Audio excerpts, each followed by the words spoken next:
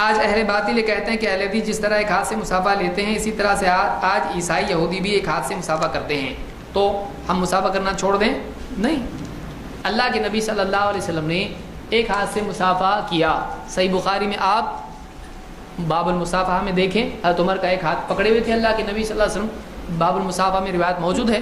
اس باب کو چھوڑ کے اگلا باب الاخذ بالیدین لوگ اس سے دلیل لیتے ہیں، حالانکہ پہلا باب مسافے کا ہے، اس میں ایک ہاتھ کا ذکر امام بخاری لا رہے ہیں، امام بخاری کا ذکر کر کے دوسرا باب لیتے ہیں، پہلا باب کیوں نہیں؟ اس میں ایک ہاتھ کا ذکر ہے۔ اور اسی طرح سے اور کئی روایتیں مسند احمد کی ہے کہ ایک مسلمان جب دوسرے مسلمان سے ملتا ہے، اپنا ہاتھ اس کے ہاتھ میں دیتا ہے، مسافہ اس سے کرتا ہے، تو اللہ تعالیٰ دونوں کے گناہ معاف کر دیتا ہے، ان کے گناہ جھڑ جاتے ہیں۔ ایک ہاتھ کا ذکر ہے یہاں پر بھی۔ تو بہرحال ایک ہاتھ سے مسافہ ثابت ہے، کوئی دو ہاتھ سے مسافہ کرتا ہے ہم اس کو برا نہیں کہتے ہیں، اس کی مرضی، لیکن ہمارے نزدیک راجح چیز کیا ہے؟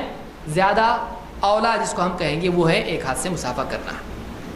بعض اہل علم نے دو ہاتھ سے مسافہ بھی ذکر کیا ہے، ان کی مرضی، اس تحقیق پر کسی کا اعتماد ہو اس کی اپنی بات ہے۔ ہمارے نزدیک ایک ہاتھ سے راجح قول ہے، ہم اس کو اختیار کرتے ہیں اور اسی کی پابندی کرتے ہیں۔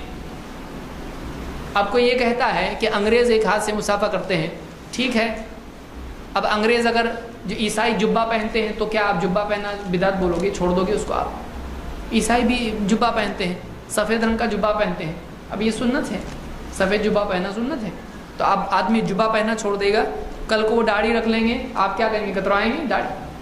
تو جو چیز نبی سے ثابت ہے اگر وہ فرعون بھی کرنے لگے اس کو چھوڑا نہیں جائے گا۔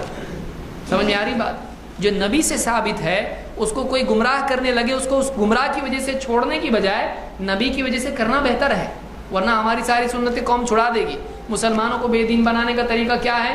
عیسائی ایک سنت لے لے گا، یہودی دوسری لے لے گا، سارے لوگ سنت پہ عمل کرنے لگیں گے، اب مسلمان کہے گا دیکھو سب تو کر رہے ہیں اب چھوڑ دو سب کچھ، یہ عجوبہ بن کے رہ جائے گا۔